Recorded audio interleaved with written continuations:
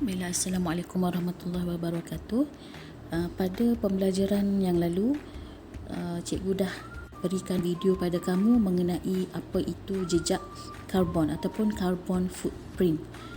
Okey, jadi hari ini kita akan sambung lagi masih dalam subtopik yang sama. Okey, jadi jejak karbon ataupun carbon footprint ni bagi suatu produk adalah merujuk kepada impak negatif ataupun kesan negatif terhadap kelestarian alam sekitar yang disebabkan oleh produk tersebut sepanjang kita hayatnya.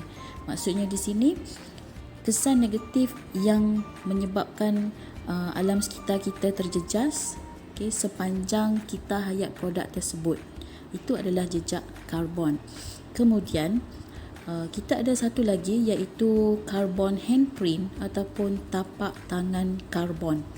Tapak tangan karbon bagi sesuatu produk pula merujuk kepada impak positif terhadap kelestarian alam sekitar yang disebabkan oleh produk tersebut sepanjang kita hayatnya. Maksudnya, carbon handprint adalah kesan positif yang diberikan kepada alam sekitar kita sepanjang kita hayat produk tersebut. Jejak karbon adalah impak negatif kepada alam sekitar, manakala tapak tangan karbon adalah impak positif, kesan positif terhadap alam sekitar sepanjang kita hayat sesuatu produk. Kenapa kita ada tapak tangan karbon ataupun carbon handprint? Ianya sebenarnya bertujuan untuk mengurangkan jejak karbon, sebab carbon handprint ni adalah kesan positif kan. Jadi tapak tangan karbon untuk mengurangkan kesan negatif daripada jejak karbon bagi sesuatu produk dan menambahkan impak positif terhadap kelestarian alam sekitar kita. Terdapat beberapa langkah tapak tangan karbon untuk mengurangkan pembebasan gas rumah hijau dalam kitaran hayat suatu produk. Seperti yang kita pernah belajar sebelum-sebelum ini, gas rumah hijau ni dia boleh menyebabkan banyak kesan seperti pemanasan suhu bumi, peningkatan suhu bumi, pemanasan global. Jadi kita nak kurangkan pembebasan gas rumah hijau, kita perlu gunakan beberapa langkah dalam tapak tangan karbon. Terdapat 5 langkah dalam tapak tangan karbon dan saya akan terangkan satu persatu mengenai langkah tersebut. Langkah tapak tangan karbon yang pertama adalah penggunaan bahan dengan jejak karbon yang rendah dalam pembuatan sesuatu produk.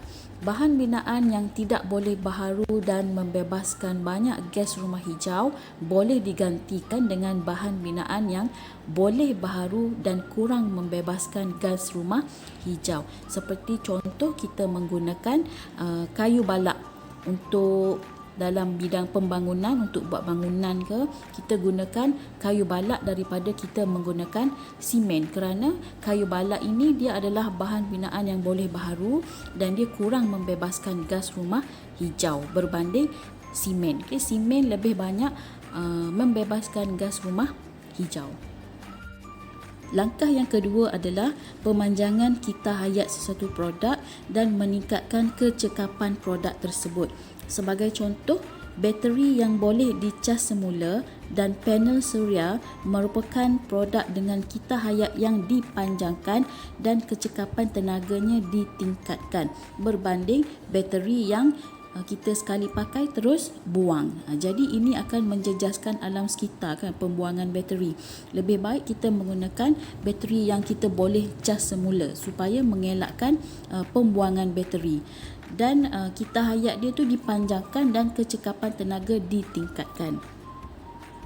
Langkah yang ketiga adalah penggunaan tenaga yang kurang membebaskan gas rumah hijau dan pengubah tenaga yang mempunyai kecekapan tenaga yang tinggi. Contohnya penjanaan tenaga elektrik daripada stesen jana kuasa seperti hidroelektrik, yang mana stesen jana kuasa hidroelektrik kita menggunakan sumber air. Okey, air ni merupakan sumber boleh baharu. Walaupun kita guna air itu akan dikita semula, dibersihkan semula dan kita boleh guna balik air tersebut. Sebab itulah air itu adalah sumber boleh baharu, sumber tenaga boleh baharu. Dan bila kita guna sumber tenaga yang boleh baharu, yang sentiasa kita boleh guna balik ni, dia akan mengurangkan pembebasan gas rumah hijau ke atmosfera. Langkah yang seterusnya adalah pengurusan sisa yang cekap ke arah kelestarian alam sekitar. Okey, kita sekarang ni setiap hari kita akan menghasilkan sisa domestik, sisa pertanian. Okey, jadi kita mesti uruskan sisa yang dihasilkan tu dengan cekap. Pengurusan sisa yang berkonsepkan 5R. Okey, dulu 3R tapi sekarang kita dah perkenalkan 5R, iaitu refuse, reduce, recycle, reuse dan root. Okey, cara ini dapat mengurangkan sisa dengan kita tidak menerima produk yang kita tak perlu. Okey, refuse. Kemudian kita kurangkan kuantiti produk yang kita gunakan. Kita boleh hadkan jumlah kuantiti produk tersebut, iaitu reduce. Kemudian recycle. Kita semula produk yang boleh kita guna. Contohnya botol air, plastik. Jadi kita semula, recycle. Guna semula produk. Okey, reuse dan root, memudahkan perebutan sisa melalui pembuatan kompos. Maksudnya kalau kita ada sisa-sisa sisa-sisa domestik, sisa-sisa di rumah kita, sampah sarap ke sisa makanan ke, sebenarnya benda tu kita boleh jadikan dia sebagai baja kompos, yang mana baja kompos tu sebenarnya berguna untuk bidang pertanian. Jadi ini adalah pengurusan sisa yang cekap. Kita gunakan konsep 5R. Langkah tapak tangan karbon yang terakhir, yang kelima, ialah penyingkiran gas rumah hijau dan penyimpanan karbon dioksida dalam sinki karbon.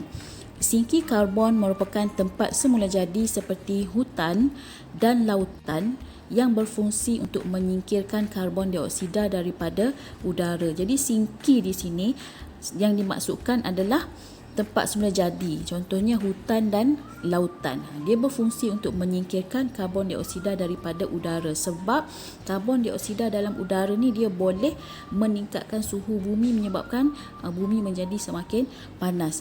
Pengurangan karbon dioksida dalam udara berlaku apabila karbon dioksida melarut dalam air laut dan apabila diserap oleh tumbuhan hijau dalam hutan. Karbon yang terkumpul dalam biojisim dapat juga membantu mengurangkan karbon dioksida dalam udara. So bila kurang jumlah karbon dioksida dalam udara, maka suhu bumi kita tidak akan terus meningkat. Seterusnya adalah ini contoh penyingkiran dan penyimpanan karbon dioksida yang dalam sinki karbon yang dimaksudkan tadi, sama ada di dalam hutan ataupun di dalam lautan. Seterusnya kita lihat apa itu kitaran hayat sesuatu produk. Kitaran hayat ni maksudnya tempoh hayat dia. Apa itu kitaran hayat sesuatu produk yang kita guna, yang kita ada?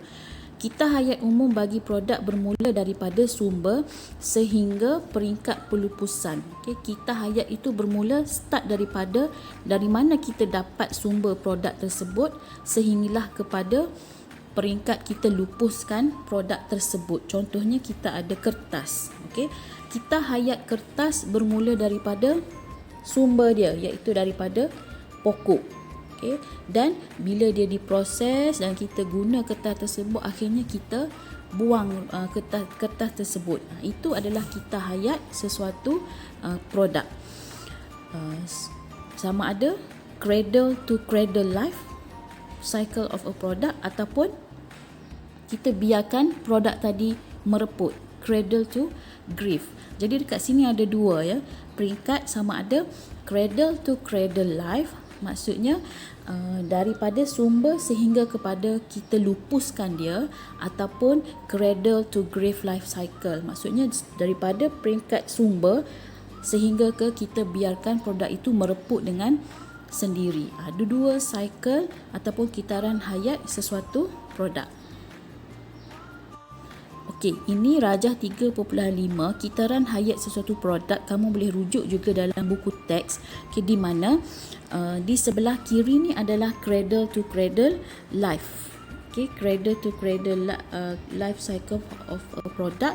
Maksudnya di sini dia bermula dengan sumber yang pertama, kemudian bagaimana nak hasilkan kertas pembuatan, yang ketiga selepas dia dihasilkan di kilang, bagaimana kertas itu diangkut.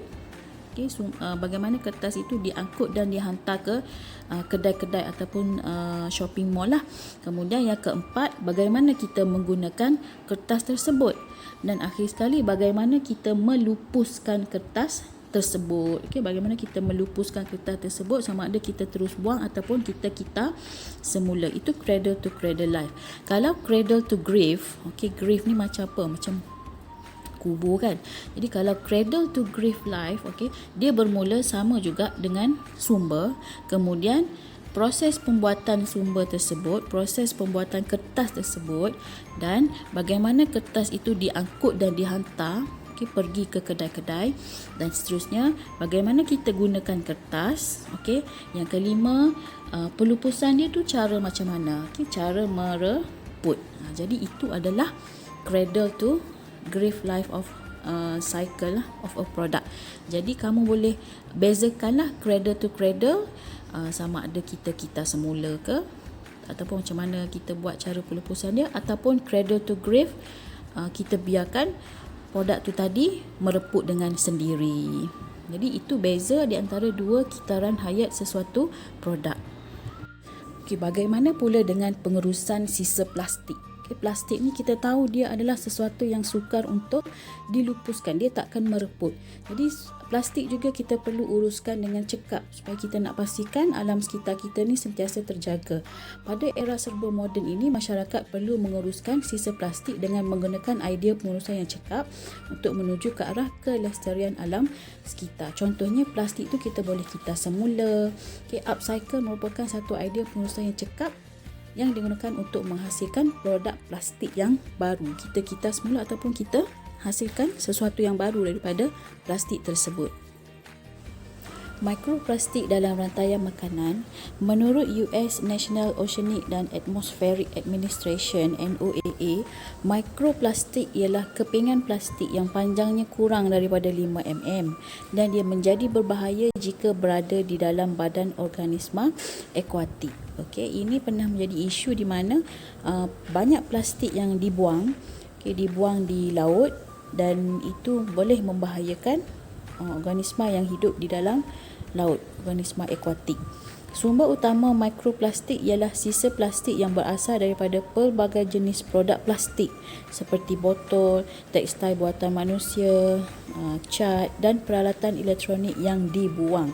Jadi semua ni adalah daripada asalnya adalah plastik, dan bila kita buang, dia akan menyebabkan bahaya kepada organisma yang berada dalam lautan. Mikroplastik dalam siratan makanan. Kamu boleh lihat mikroplastik tersebut apabila kena pada plankton, lava, ikan dan penyu, dan benda itu akan sentiasa berpindah. Berpindah dari satu organisma ke organisma yang lain. Jadi ini akan menyebabkan mikroplastik itu bermula daripada mikroplastik pergi ke plankton, kemudian plankton dimakan oleh lava, lava dimakan oleh ikan, ikan dimakan oleh manusia. Akhir sekali manusia juga mendapat kesan bahaya daripada mikroplastik. Asalnya kita yang buang ke dalam lautan, dalam air, dalam sungai, dan bila ikan makan, kita makan ikan tersebut, kita juga akhirnya yang mendapat bahaya daripada mikroplastik tersebut. Baiklah, setakat itu saja untuk pembelajaran hari ini, yang mana saya dah terangkan mengenai apa itu jejak karbon dan apa bezanya dengan tapak tangan karbon, serta 5 langkah yang ada dalam tapak tangan karbon untuk mengurangkan kesan negatif daripada jejak karbon, dan apa itu mikroplastik yang mana dia boleh membahayakan organisma akuatik dan juga kepada manusia sendiri. Sekian, terima kasih. Assalamualaikum.